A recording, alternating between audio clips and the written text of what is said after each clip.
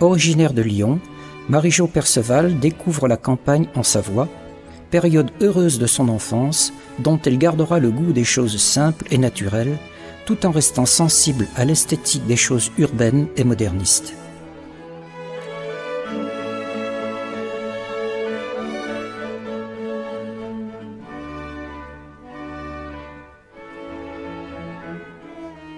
Son goût et sa fantaisie se retrouvent aussi bien dans le bouquet d'herbes sèches offert par amitié que dans la création dans la joie, avec une amie, d'une vache pour concours champêtre. Mais dans ses nombreux tableaux ou sculptures, plus ou moins abstraits, de rares espaces figuratifs nous laissent aussi percevoir ses états d'âme. Jeune étudiante à l'École nationale des arts décoratifs de Limoges, sa formation aux techniques des arts décoratifs est récompensée par un prix de peinture. Marie-Jo satisfait son sens de la décoration qu'elle concrétise sur la porcelaine.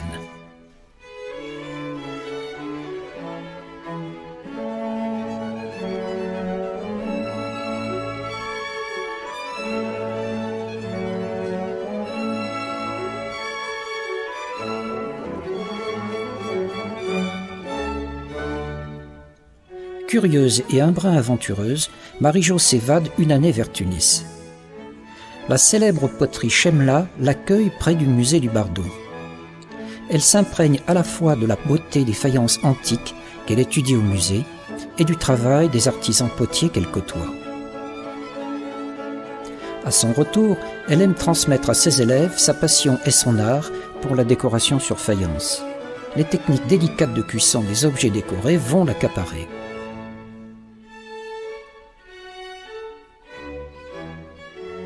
Lors de son séjour à Chambéry et Annecy, la médaille d'argent de l'exposition nationale des métiers d'art récompense son travail. À l'École nationale des beaux-arts de Grenoble, les cours d'art contemporain et d'expression plastique la renforcent dans une perception plus moderniste de ses créations. Délaissant les techniques astreignantes de cuisson, elle se consacre alors plus à la peinture et à la sculpture.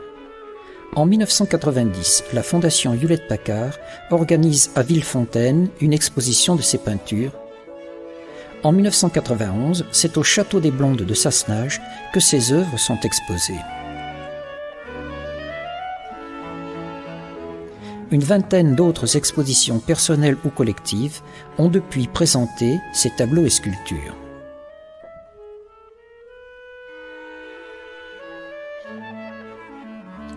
Dans la coquette commune de Saint-Martin-du-Riage, le Belvédère consacre ses 4 salles d'exposition à une rétrospective des œuvres de Marie-Jo Perceval. C'est un très grand succès. Dans une première salle, une série de topographies imaginaires de sites antiques rappelle la poudre de tuiles et de briques, rouge ou brune, la chaux et le plâtre.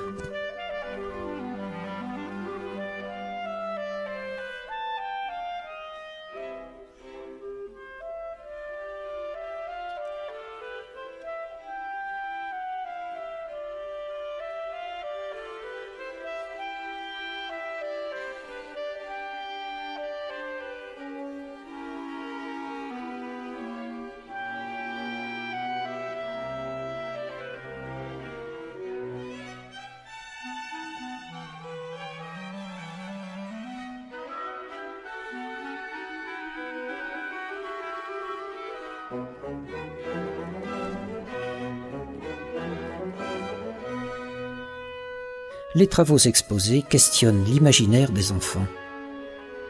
Moi, je l'ai appelé mon écriture. C'est-à-dire que, bien sûr, c'est pas une écriture comme ABCD, c'est pas un ABCD, mais c'est un expression en mettant des notes, en créant une partition de musique, et leur écriture aussi. Là, quelques objets lumineux sont pourtant nés du simple goudron.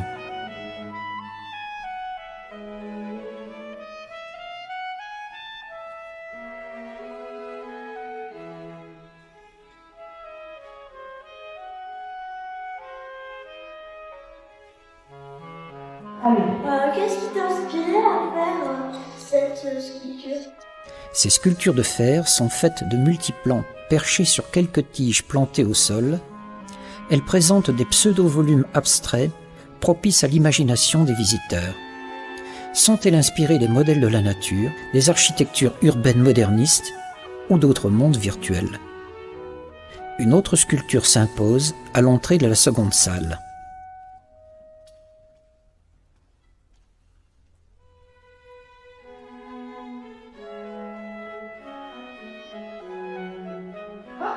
Allez, alors commence. Parle un peu fort. Je travaille sur du papier, sur de la toile, sur du carton, sur tout ce que tu veux. Mais sans oublier le fer, matériau brut avec lequel elle crée ses originales sculptures.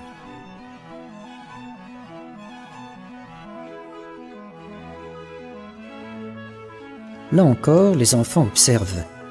Et c'est à travers la lunette de sa main que l'un d'eux perçoit le cyclone central du tableau.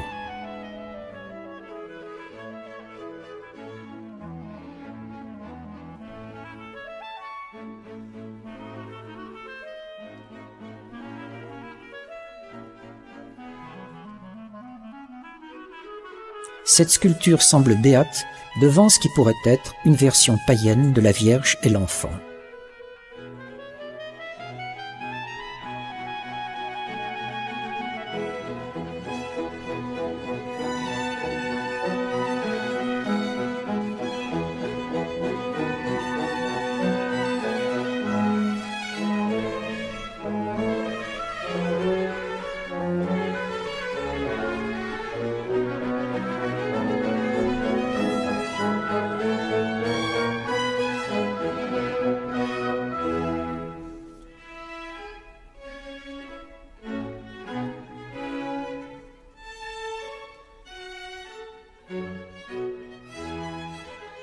La crainte se lit dans les yeux de ces êtres perdus dans la forêt, êtres plus émouvants qu'inquiétants.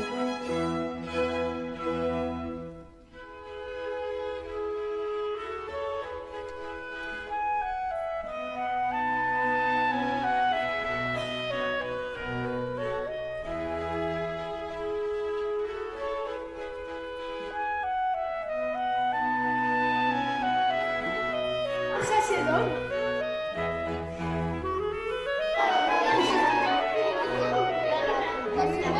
Ah voilà, là c'est pas plus.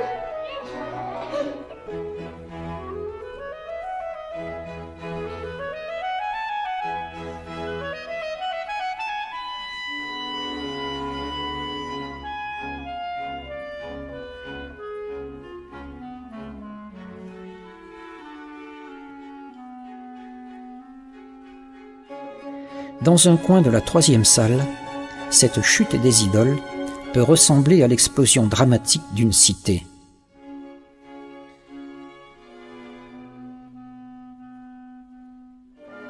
Il y en a qu'on n'a pas vu en haut. Oh, on va aller celui-là. Oh, mal.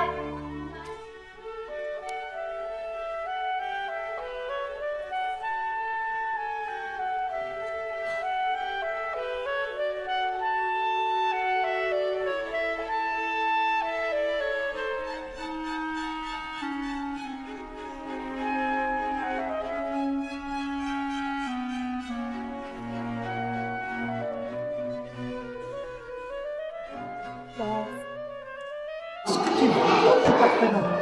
J'ai fait un dessin, donc je l'ai fait le plus harmonieux possible pour moi. Hein. Et après, tout le monde il trouve ce qu'il veut.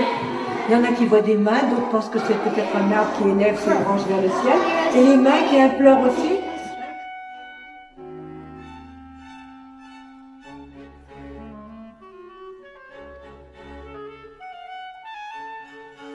Bien, c'est noir. Non? Oui, mais ça, c'est un travail, c'est comme le reste, un travail d'imagination. Donc tu es devant des dessins, tu les... Oui,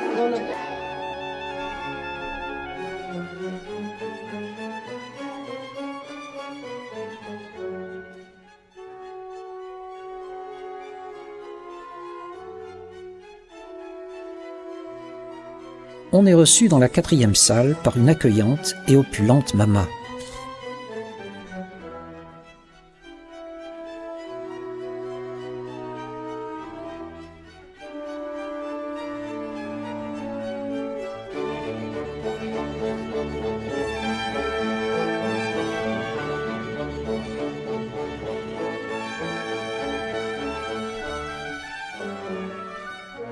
Sur chacun des 4 tableaux suivants, c'est un petit festival de formes harmonieusement variées, de tons foncés, bleu nuit, noir et marron.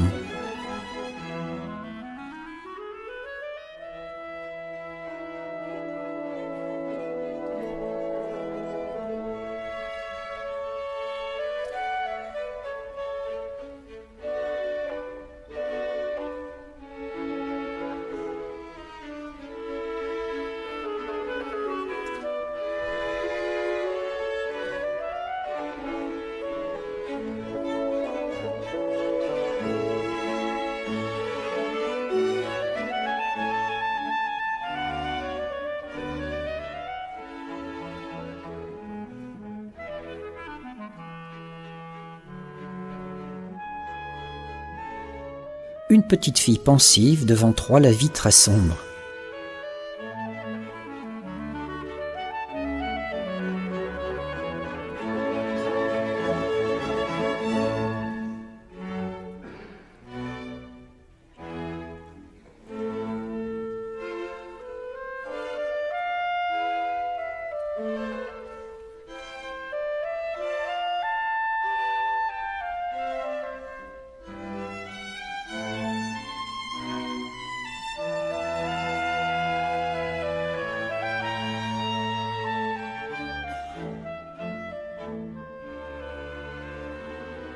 Après ces 3 grands tableaux, suivent une escapade de petits dessins à l'encre sur papier aux formes fantaisistes et galopantes.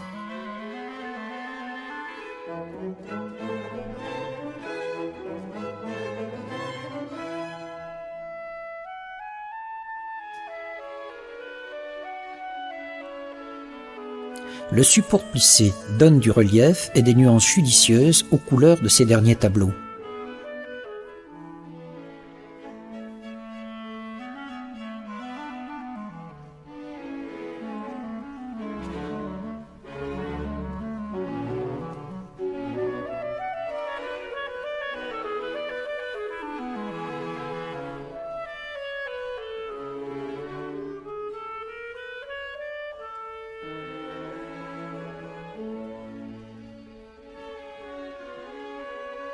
Au Chavanais, près du Pinet du Riage.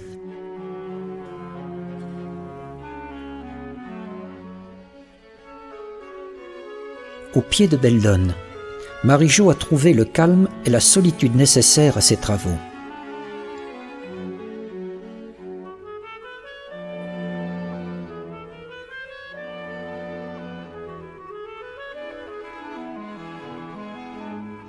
C'est là qu'elle se ressourçait et préparait ses nombreuses expositions. Le cadre champêtre la retenait vers des sensations simples et rustiques, alors que le milieu urbain, source d'inspiration plus moderniste, était un lieu d'échange et de contact artistique plus enrichissant.